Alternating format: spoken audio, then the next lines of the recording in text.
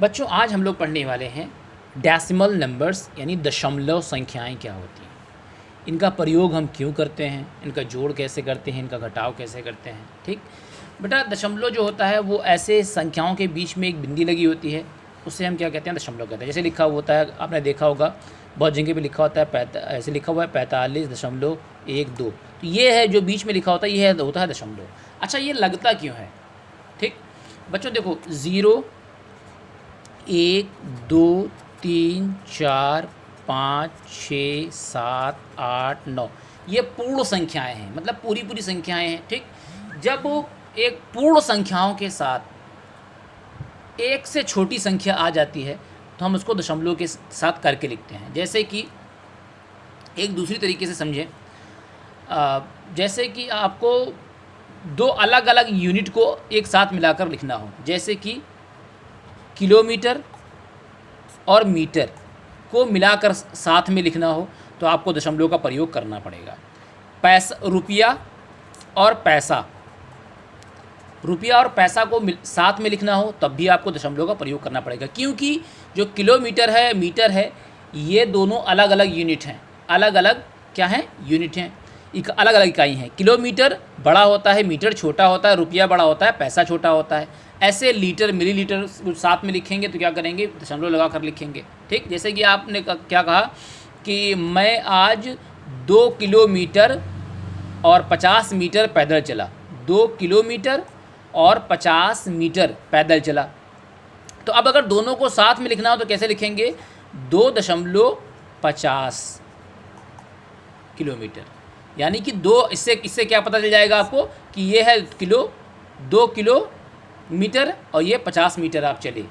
ठीक, ऐसे ही अगर आपको लिखना हो कि मेरे पास 6 रुपये 25 पैसे हैं तो 6 रुपये दशमलव 25 पैसे।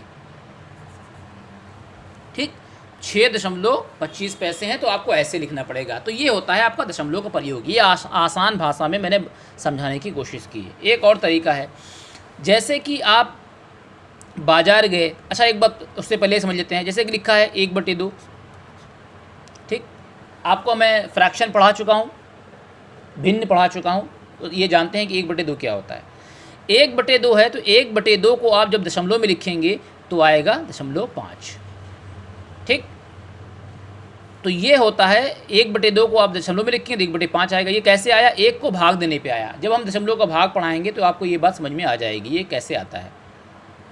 ठीक, तो इस बात को आपको सिर्फ इतना यहाँ पर याद रखना है कि दशमलव जब एक पूर्ण संख्या और एक से छोटी संख्या, पूर्ण संख्या और भिन्न को, इस बात को याद रखें, जब पूर्ण संख्या और भिन्न को मिलाकर लिखना होता है तो दशमलव संख्या बन जाती है। देखिए यहाँ पर ये जो 45 है ये पूर्ण संख्या है और जो ये 0.12 है ये भिन्न से बदल कर लिखी गई संख्या है। तो जब भिन्न को, जैसे कि आप एक दूसरी तरह समझें कि आप चावल खरीदने गए, चावल का दाम था 41 रुपये।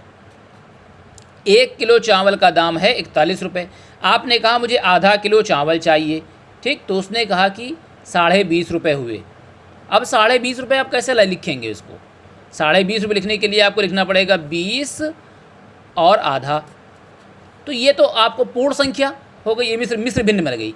ये आपकी पूर्ण संख्या है, 20 रुपये दे दिए उसको। आधा कैसे देंगे? तो आधा जो है यही होता है, आप आधा को आप दशमलव में बदल लीजिए तो हो गया 20.5।